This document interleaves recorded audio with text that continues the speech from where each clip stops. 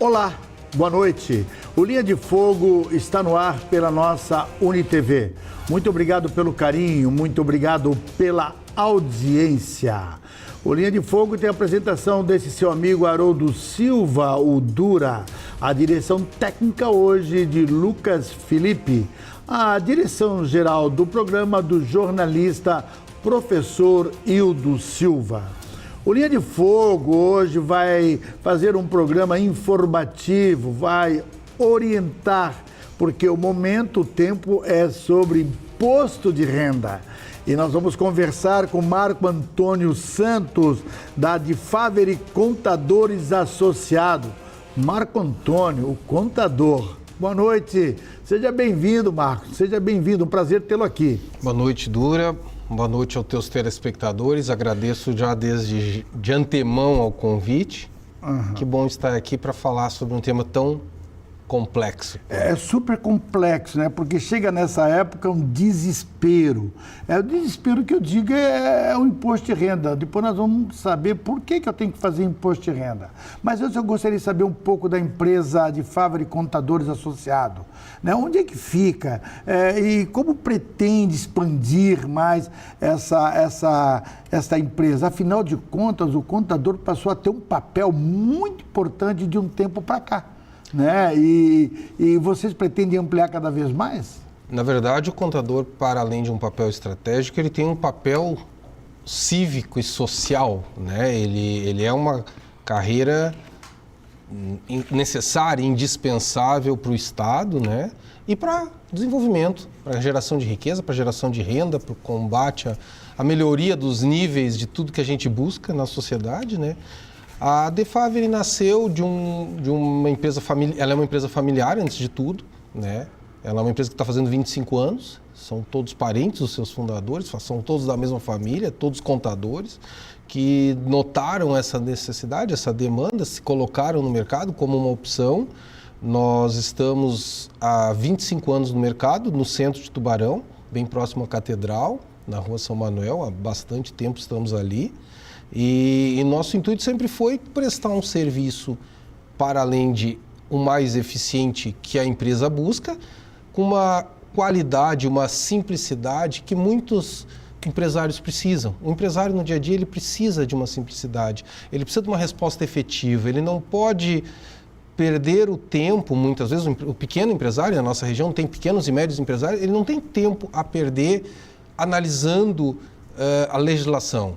Então a gente já traz isso pronto, a gente já simplifica. Os problemas chegam no nosso escritório e eles tendem a ser resolvidos. A pessoa física também, né, Marco? Também, nós também, falamos de empresa, claro, mas claro. pessoa física porque também. Os escritórios nascem mais para atender demandas de PJ. Eu sempre digo que contador não é problema, é solução. Via de regra, é para isso que a gente está ali. E se a gente puder fazer isso de uma forma simplificada, de uma forma didática, de uma forma correta, que a pessoa se sinta mais tranquila, sempre é mais fácil. Eu vou direto, porque o tema hoje é imposto de renda.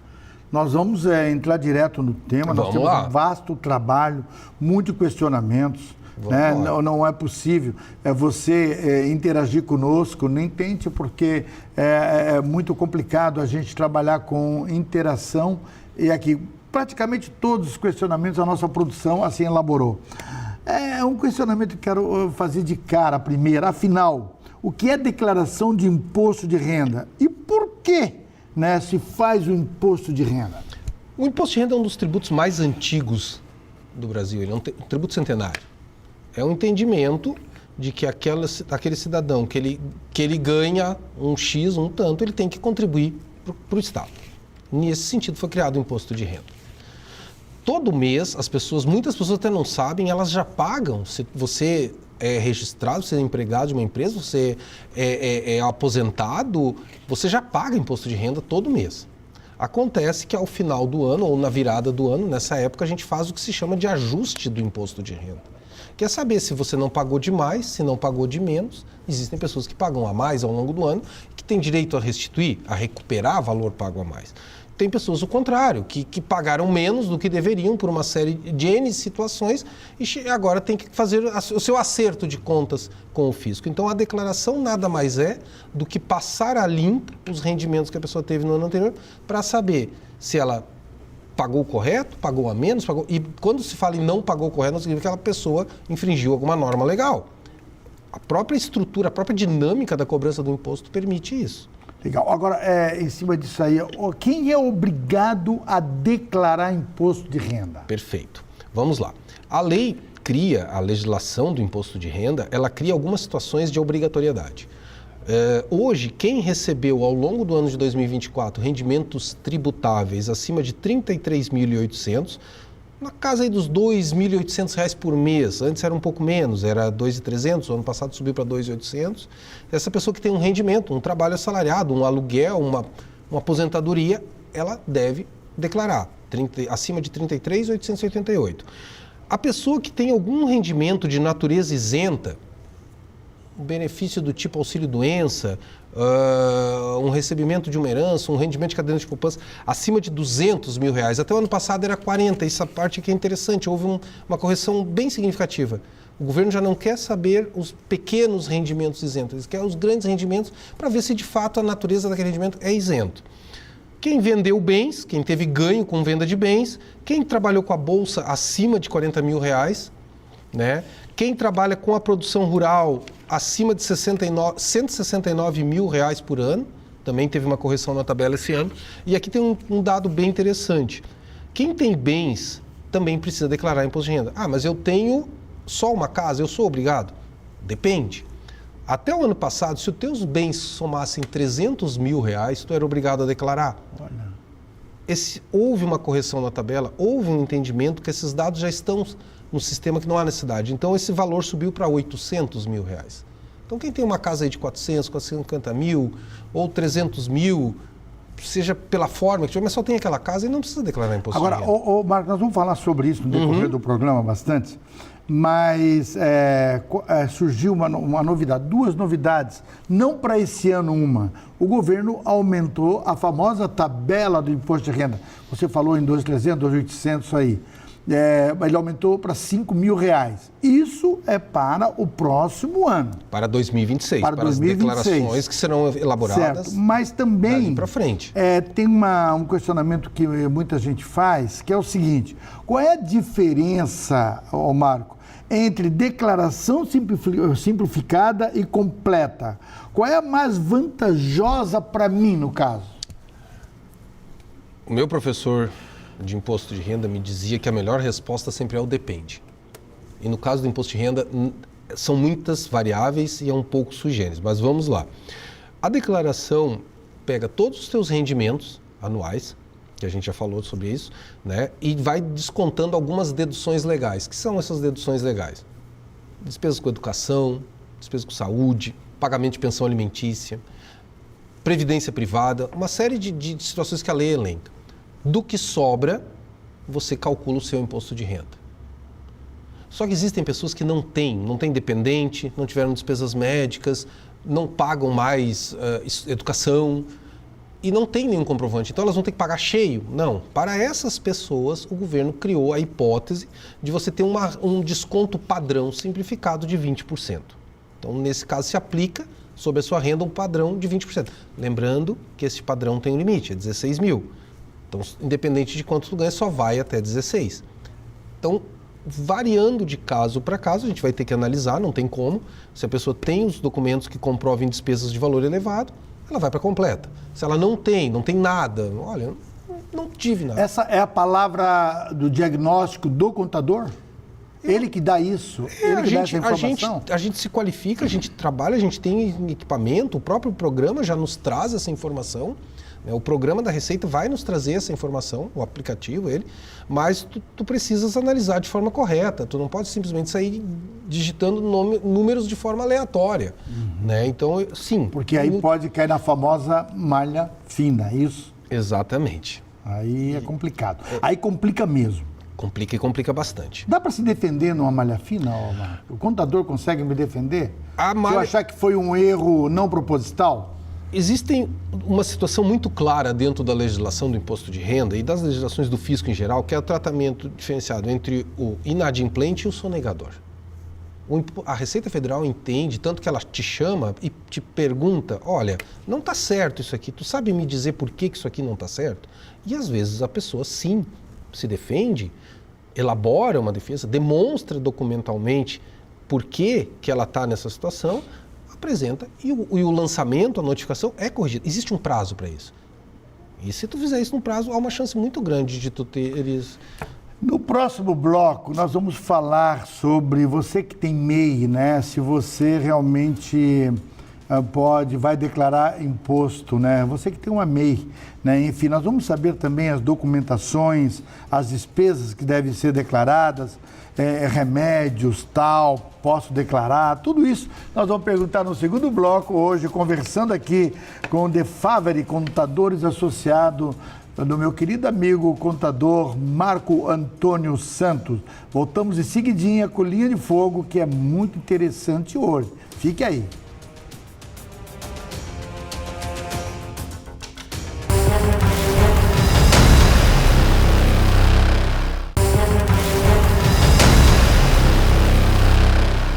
Estamos de volta com o nosso Linha de Fogo, nosso segundo bloco. Muito obrigado pelo carinho, muito obrigado pela audiência. Estamos conversando hoje sobre imposto de renda com o contador Marco Antônio Santos, o Marco. Eu terminei o primeiro bloco e deixei uma pergunta no ar. Como declarar rendimentos de trabalho informal ou autônomo? É a famosa MEI?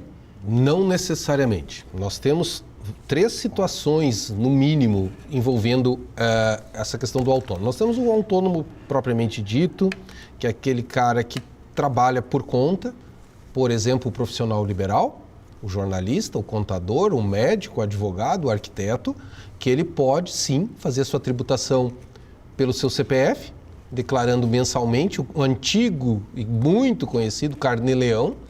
Carnê-Leão ainda existe, só que agora ele como tudo, ele migrou para o digital. O Carnê-Leão hoje ele é pela web. Ele é um aplicativo da Receita Federal que tu vai declarar mensalmente os teus ganhos de pessoa física. Dentista que atende uma pessoa física no seu consultório, o contador que faz um imposto de renda no final do mês e recebe do jornalista para fazer isso, e vai lá tudo no Carnê-Leão e apura mensalmente o seu ganho. Essa é uma forma da pessoa física do trabalhador informal. Para além disso, existem aquelas categorias que a lei criou o MEI. O que é o MEI? O microempreendedor individual. São aquelas funções básicas da nossa economia, básicas no sentido de mais necessárias, mais indispensáveis, mais costureira, o pedreiro, o pintor, o carpinteiro. O vendedor autônomo, uma série de outros... Jornalista? Não, o jornalista já não. Os profissionais liberais não podem. Eu sou MEI. Tudo bem. Mas os profissionais liberais são outra tributação. O MEI é aquela pessoa que tem um rendimento um pouco menor, vamos dizer assim, na faixa de R$ 6.700 ao mês, ou um total de 81 mil por ano.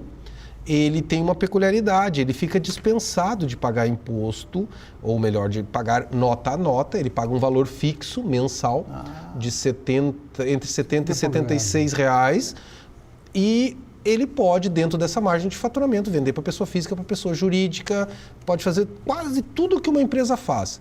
Só que ele não vai apurar o imposto com uma alíquota incidente sobre as suas vendas do mês. Mas na minha declaração, eu sou obrigado a dizer que sou MEI? Se tu és obrigado a fazer declaração por uma série de outros fatores, sim, tu informa o teu MEI. Mas o fato de tu teres um MEI não te obriga a fazer o imposto de renda de pessoa física. Perfeito. E sim o imposto de renda do MEI, que é a declaração anual de informe do MEI, que são coisas distintas. Ô Marco, vamos falar um pouco dos rendimentos. Você já falou aí, mais rapidamente. Bora. Quais são os rendimentos que devem ser declarados? Tá. O primeiro rendimento são os rendimentos tributáveis. São os ganhos que a lei entende que tu tem que pagar sobre eles. Vamos lá. Grosseiramente, são muitos, mas vamos lá.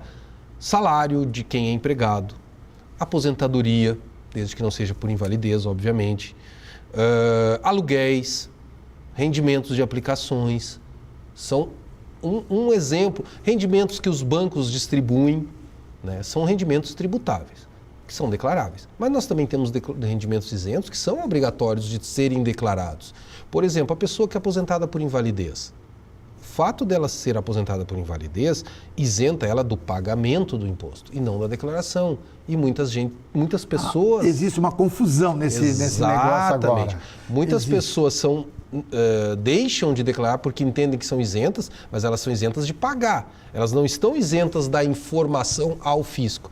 E a não informação incide multa. Mas mesmo que ela tenha um rendimento à altura, eu tenho 85 anos, eu sou isenta de pagar, mas eu tenho que declarar.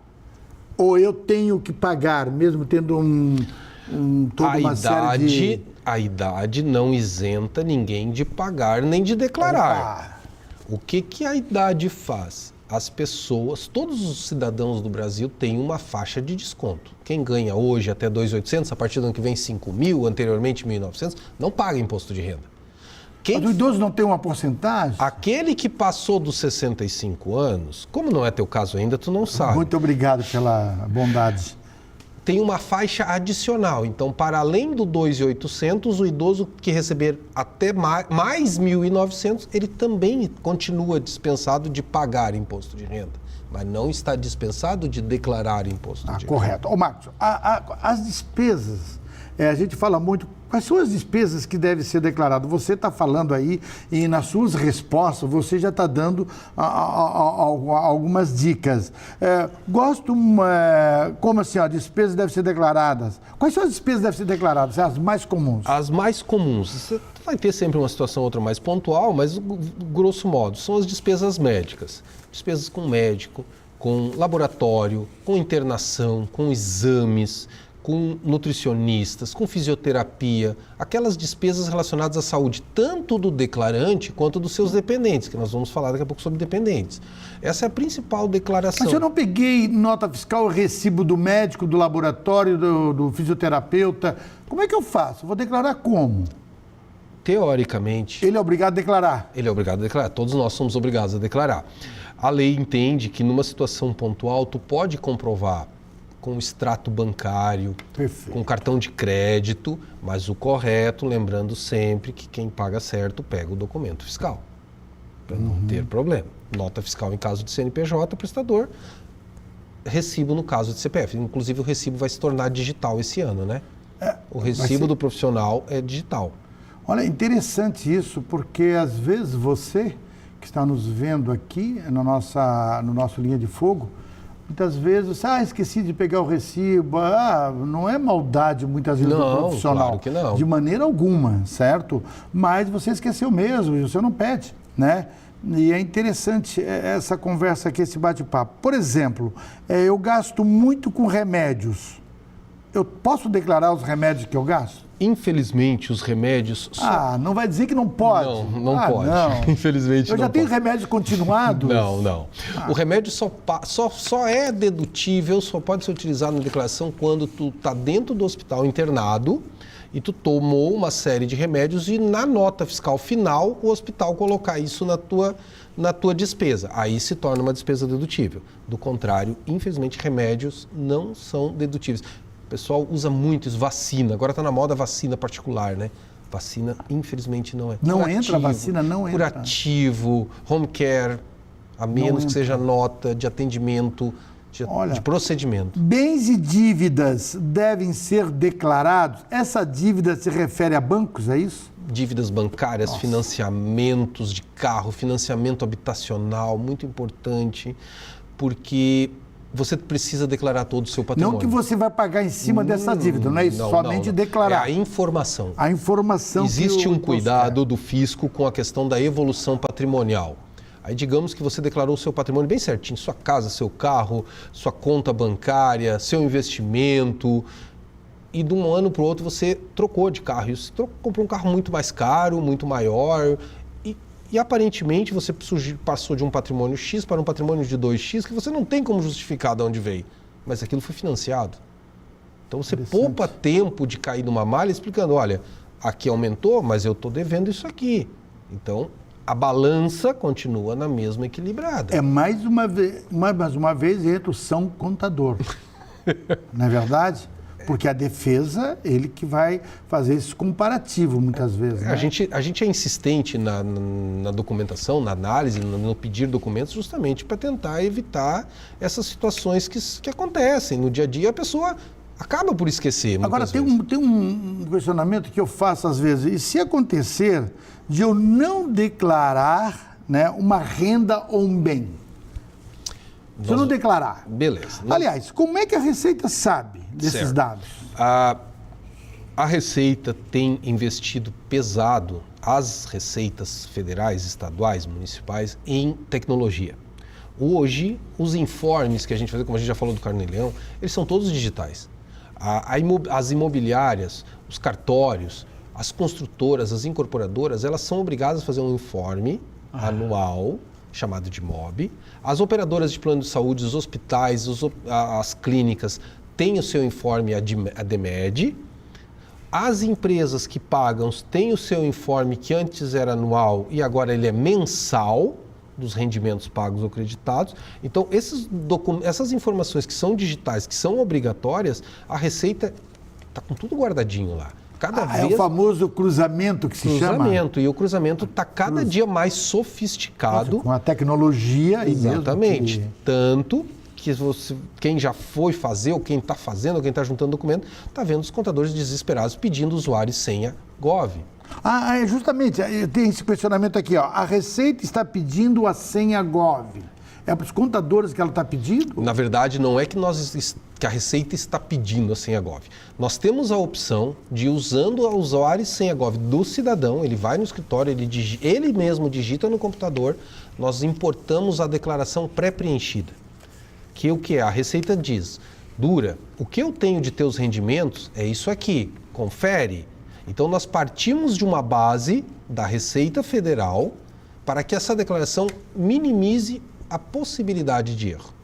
Nós trabalhamos isso. É interessante, né, essa conversa, porque a gente fica sabendo de pequenos detalhes que passam despercebidos. Sim. Porque nós não conhecemos. O contribuinte não conhece os detalhes, né? O fisco é complexo. O fisco, ele é complexo, né? Os meandros do fisco são muito ele não escolhe complexos. A ou B, ele bota todo mundo no mesmo balaio, como diz o outro, né?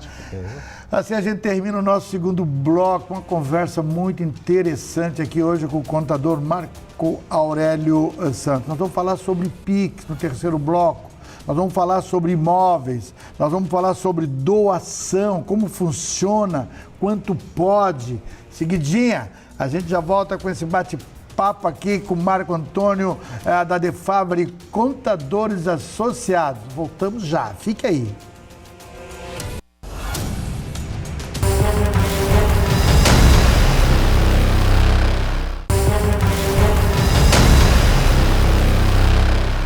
Estamos de volta com o nosso Linha de Fogo, para o nosso terceiro bloco.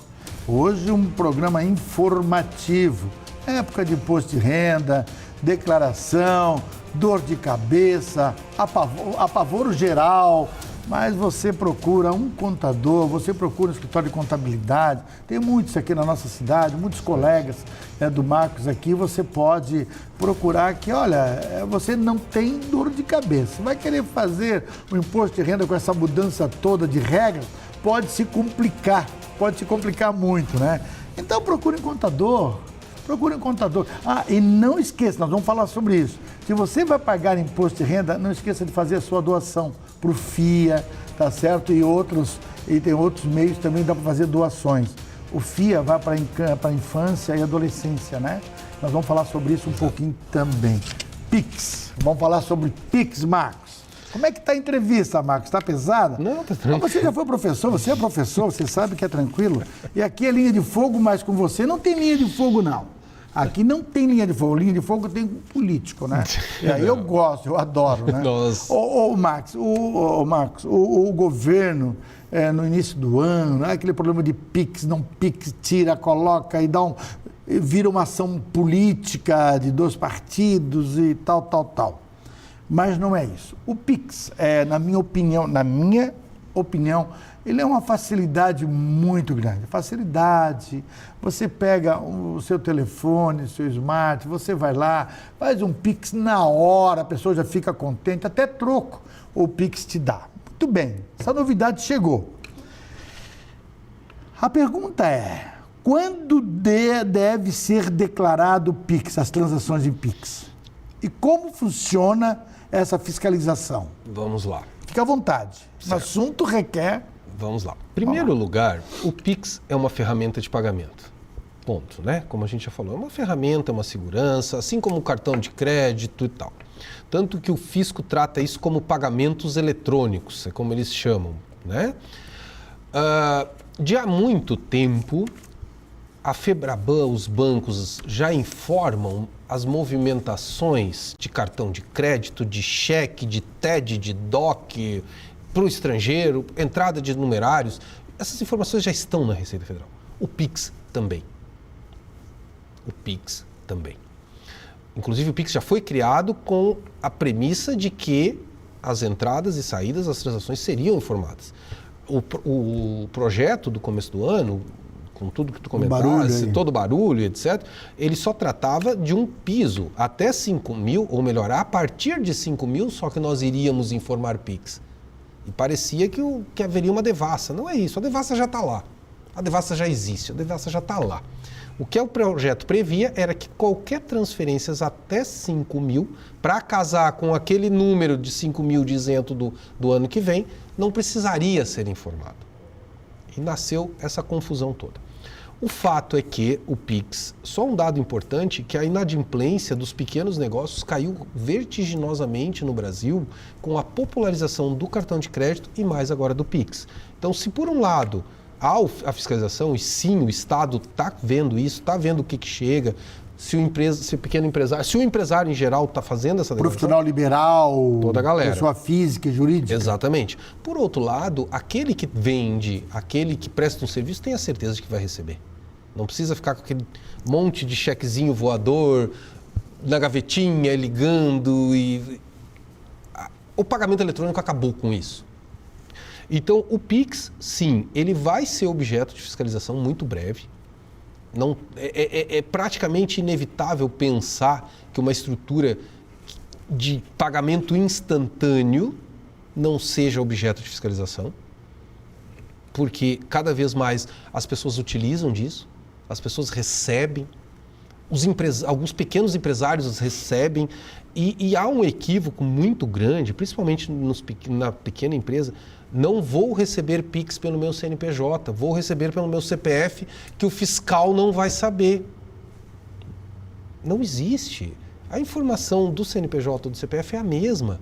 A diferença que a gente educa, que a gente orienta o nosso contribuinte, é que uma vez autuado na pessoa física, a tua alíquota de imposto pode chegar em 27%.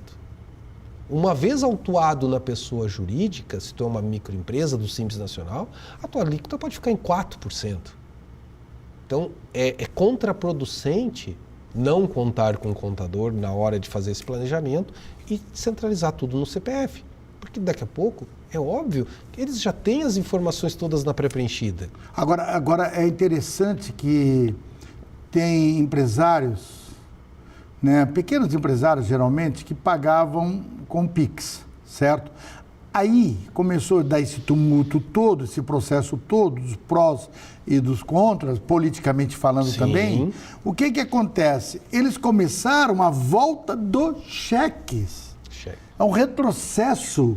Eu digo isso, mas por que você está usando... Ah, não, porque o leão vai me pegar, eu usando o Pix. E com a tua explicação agora, deu para entender perfeitamente. A gente sempre tem a alegoria que a gente usa no escritório, da plaquinha, não aceito Pix na frente da empresa. O cara vai para a empresa do lado. O cliente, o comprador, ele vai... Claro. Porque ele não vai sair de casa, ir no banco, pegar dinheiro para... Nossa, vai andar com talão de cheque, mano. Então, assim, a pejotização, que não é essa pejotização que está dando problema lá Ah, tá. Me conta que deu agora no Supremo, o ministro Gilmar Mendes, se eu não me engano, falou sobre a pejotização. Pejotização, né? O que é isso? A pejotização, a reforma trabalhista de 2017, ela previu, grosso modo, assim, eu não sou um especialista em trabalhista, na parte dá para entender mais ou menos. Ele previu a possibilidade de terceirização de uma série de áreas dentro de uma empresa. Antigamente, só existia a possibilidade de ter empregados e tu pode terceirizar. Como já acontece em muitos lugares, o vigilante, a limpeza, uma série de funções pode ser terceirizadas. A reforma ampliou isso no intuito de fomentar a economia, etc, etc, etc. Na prática, algumas situações, a criação de uma empresa, ela mascara, talvez, uma relação de trabalho. É isso que se discute. Alguns entendem que o fato de tu abrires uma empresa e prestar serviço para um único tomador é mascarar um vínculo empregatício. E isso está enchendo mais de 10 milhões de ações, voltou. Exatamente. Completamente. Para não ficar o tumulto que a gente conhece, o Supremo chamou para si a responsabilidade. Para tudo. Só que eles podiam fazer isso rápido.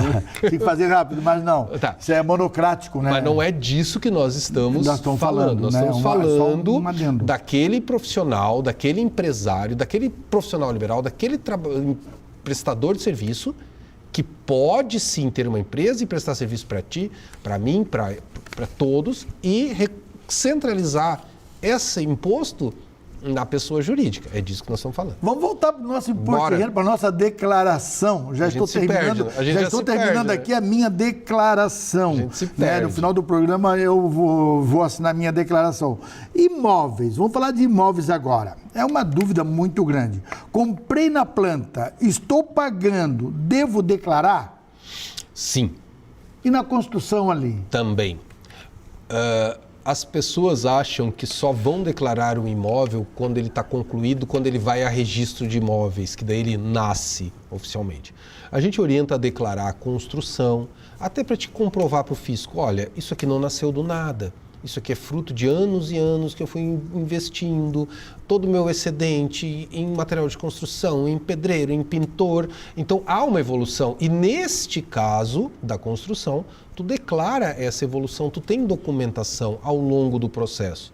Para chegar no final, tu ter o teu bem explicado ao fisco ou demonstrado ao fisco a sua origem. Né? E as construtoras incorporadoras já fazem essa informação para o fisco. Agora, imóvel sem escritura, aí não precisa? Não é que não precise. O correto é sempre declarar. Porque hoje tu não consegue. Mas, por exemplo, nós temos aqui na nossa região o REURB, um programa... Que está em andamento. Excelente programa. Excelente. No qual as pessoas... que é o REURB, né? A possibilidade de tu regularizar, tu ter o teu título de propriedade, a tua escritura da tua terra. Que a própria justiça está fazendo isso. Exato, né? Maravilhoso. Tem também o Usucapião, uma série de coisas. Então, se tu declarar que tu comprou isso no contrato e desde o dia que tu comprou, daqui a 5, 10 anos, é mais uma comprovação da tua posse e da tua terra, por um lado. Por outro lado, é mostrar para o fisco, olha, eu ganhei meu título de posse pelo REURB, mas isso não nasceu hoje. Isso já está comigo há 10 anos, já está comigo há 15 anos. Isso aqui já era do meu pai. Eu ganhei do meu pai, da minha mãe. Então, assim, a gente sugere, a gente orienta que se faça essa declaração desse imóvel. Agora, Marcos, um bate-bola aqui, né? Porque tem muitas coisinhas boas aqui que a gente está perguntando. Eu comprei por 100 mil, hoje deve estar valendo 200. Eu posso atualizar o valor? Esse é um grande equívoco que as pessoas cometem. Não pode atualizar valor. A lei... mantém... A lei diz que o valor do bem é o valor de face. Tu podes atualizar em algumas pouquíssimas situações, como, por exemplo, se tu fizer uma reforma, uma ampliação, desde que tu tenha documentação que comprove. É a mesma coisa dizer assim, vendi um imóvel, eu preciso pagar imposto? Via de regra, sim. Mas não tem um valor X até 800? Como é que é essa história? Não. Tu tem... Vendi um imóvel, eu só declaro. Mas eu vou pagar imposto sobre ele? Quando tu vende, na maioria dos casos, sim, tu tens que recolher imposto. É um assunto bastante complexo. Isso já é no ato da venda? Acho que já é. A declaração do ganho de capital, que é o programa, o nome que essa parte do imposto tem, ela teoricamente, da data da assinatura da escritura, tu tens 30 dias. Lembrando que tu pagas o imposto sobre a diferença entre o valor de aquisição e o valor que tu vendeu. Rapidamente, todos precisam pagar impostos?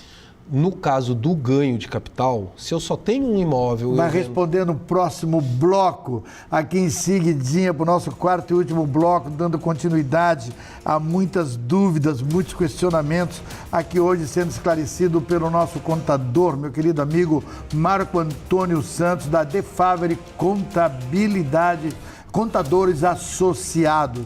Voltamos em seguidinha, rapidinho, tá? Para continuar esse bate-papo sobre imposto de renda. Fique aí.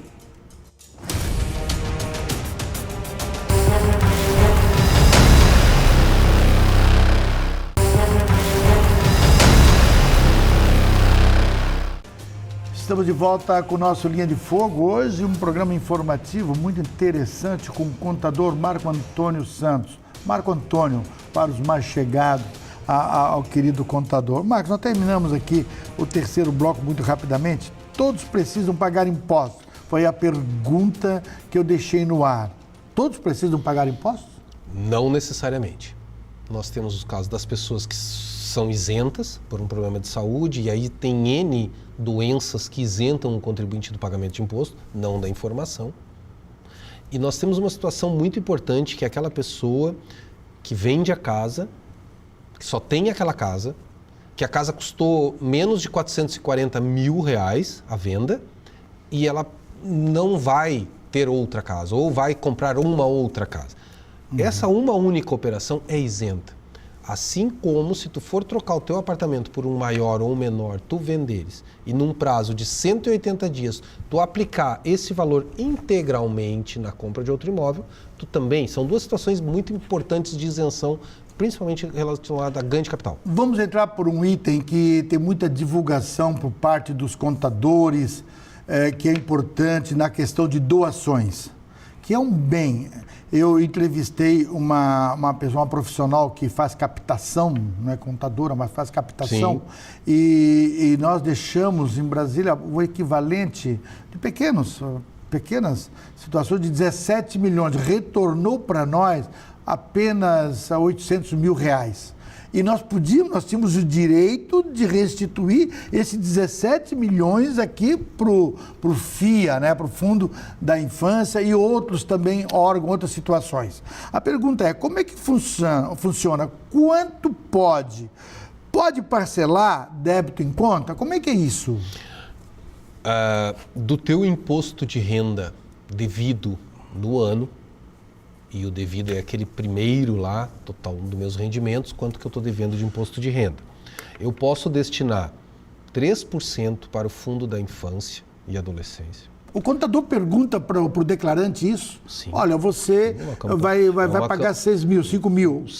O CRC, importante isso. O Sindiconte, os sindicatos contadores daqui da nossa região, a Federação Estadual, isso é um movimento de âmbito nacional, que os contadores, principalmente aqui no estado de Santa Catarina, são muito aguerridos. Nós trabalhamos para que os nossos clientes que precisam pagar imposto façam essas doações. Retomando, aquele que tem imposto a pagar, do imposto devido, ele pode destinar 3% para o Fundo da Criança e 3% para o Fundo do Idoso. E você pode escolher o município ou estado do Brasil para qual você quer destinar o seu recurso. Eu tenho R$600 para declarar, eu posso deixar R$200 em Tubarão, posso mandar R$100 para Pedras Grandes, eu posso mandar R$100 para Laguna e posso mandar R$100 para Eldorado do Sul, no Rio Grande do Sul, que foi tomado pela enchente. Ano passado, muitos clientes nossos aceitaram a parceria de mandar para o Rio Grande do Sul, para tentar ajudar. Sim, claro. Então, existem essas duas destinações muito importantes na declaração. 3% para o FIA e 3% para o idoso. Existem até para o câncer também, se eu não me engano, tem algumas outras destinações que daí são um pouquinho diferentes, mas a simplificada, a objetiva é agora, essa. Mas tem um pequeno problema nessa situação. Eu até gostaria de doar, fazer doações, mas eu não pago imposto, eu restituo. Como é que eu faço? Se tu tens a possibilidade, a previsão, e o programa te avisa quanto que tu pode doar, digamos que tu possa doar R$200, e a tua restituição foi de 700 e tu doar, tu vai restituir 900. O governo te devolve, sobre a forma de restituição, o valor que tu doa para o FIA e para o fundo do idoso. Olha. As pessoas não sabem disso. Se aquele tanto que tu podes doar, que é a previsão legal, R$100, R$200, R$1.000, não importa, todo valor é muito importante, ele soma na tua restituição. Esse valor aumenta na hora que tu for receber de volta, com correção de etc.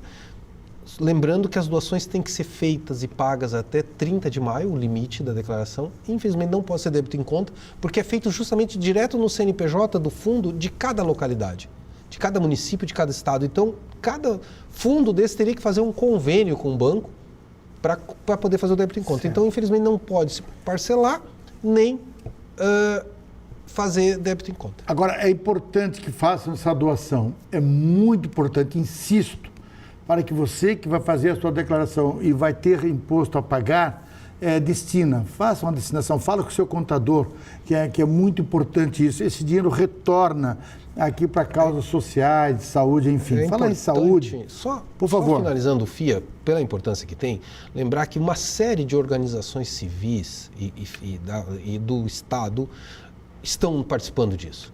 Eu recebi recentemente que os fiscais da Fazenda Estadual de Santa Catarina estão participando disso. E os contadores participam disso. Então, esse valor que vem para o município, ele não é gasto de forma indevida. E a gente tem acesso a isso, nós, sociedade civil, temos como fiscalizar essa aplicação desse recurso. É um recurso que a gente sabe que vai chegar lá na ponta, que vai chegar na merenda escolar, que vai chegar nos programas de apoio ao idoso e por aí afora. Agora, Marcos, nós não falamos um pouco em educação. Como posso deduzir gastos com saúde? Nós falamos, no modo geral, saúde e educação. Quais são os limites e regras? É importante lembrar que a educação é só o ensino regular. Formal. Ensino fundamental, educação infantil, obviamente, ensino fundamental, médio e superior. Fiz um cursinho de cerâmica, fiz um cursinho de fotografia. Infelizmente, por mais interessantes que eles possam ser, eles não são dedutíveis. Só o ensino formal. E aí nós temos um limite, que é R$ 3.561 por ano eu posso deduzir. Então, eu posso ter gasto aí 5 mil, 4 mil, 10 mil com educação. Só faça a dedução de 3 mil. Lembrando que eu posso 3.500 para mim e 3.500 para cada um dos meus dependentes que estiverem na minha declaração. Porque eu tenho dependentes na minha declaração em algumas situações, né? Eu posso o meu 13.500 da minha faculdade, ou da minha pós-graduação, o 13.500 da escola da minha filha, o 13.500 do curso que a minha esposa, se ela for minha dependente, estiver fazendo. Agora, tem uma coisa. Eu ganhei um imóvel de herança. Uma pessoa que estava comigo, a minha avó, me deu só tenho de neto. Ela colocou lá no inventário, dizendo assim, olha, você vai ficar com o meu apartamento. Eu preciso declarar, constar na declaração que ela fez essa doação para mim? Eu vou pagar alguma coisa sobre isso? Não. No momento que você faz a transferência do bem recebido por doação, meação ou herança, a entrada desse patrimônio é isento. Eu vou lá no campo da declaração dizer valores recebidos isentos por doação, herança, etc. Vamos dizer que esse apartamento custou R$200 mil, eu vou lá e botar os 200 mil. Aí nos meus bens e direitos eu vou dizer, um apartamento, etc, etc, recebido em doação para ali, para lá. Coloca o valor bem direitinho. O senhor já falou no começo do programa, mas eu gostaria de repetir. Como posso declarar pensão alimentícia recebida ou paga? Aquele que paga a pensão, ele vai informar o alimentando, o filho ou a companheira para a qual ficou determinado o pagamento da pensão.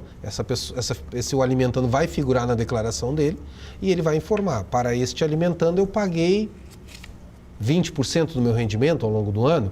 Esse rendimento, lembrando que eu posso ter pago, se eu sou empregado, com desconto em folha, que às vezes a justiça manda fazer, né?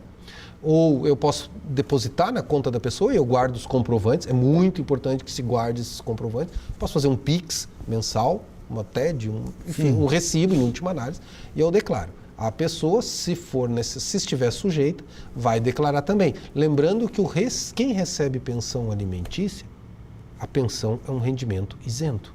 Então, quem recebe não paga, quem paga diminui dos seus rendimentos tributários. Olha só. Por exemplo, dependentes. A gente fala muito de dependente. Ah, vem cá, vai ser meu dependente aqui no imposto de renda. Ô, você aí, vem cá, tal. Todo aquele negócio ali. Uhum.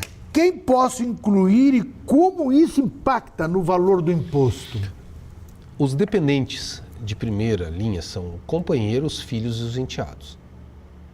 São esses, via de regra. Mas eu também posso colocar os meus irmãos, netos, bisnetos, pais, avós e bisavós, ou seja, até 3 gerações para cima e para baixo, além de menor pobre ou uma pessoa que seja incapaz. Mas no caso do menor pobre, desses casos de irmãos, netos e afins, eu tenho que ser ou tutor ou curador. Ou seja, eu tenho que ser responsável. Eu tenho um filho de 40, ele não declara imposto, tal, um exemplo. Ele não pode ser o meu... Ele é incapaz? Não. Então não. Graças a Deus, ele é saudável, não. Graças a Deus ele tem que... Entendi. Outros, assim, tá bom pro trabalho, né? Eu tive rendimentos isentos, poupança, indenizações, preciso declarar mesmo assim? Sim, porque aquele que recebe rendimentos isentos acima de 200 mil é obrigado a fazer a declaração de imposto de renda. A menos que ele não incida em outras situações, né? E seja abaixo de 200. Mas... Agora, essa aqui é legal. Há novidades ou mudanças na declaração deste ano que eu preciso saber?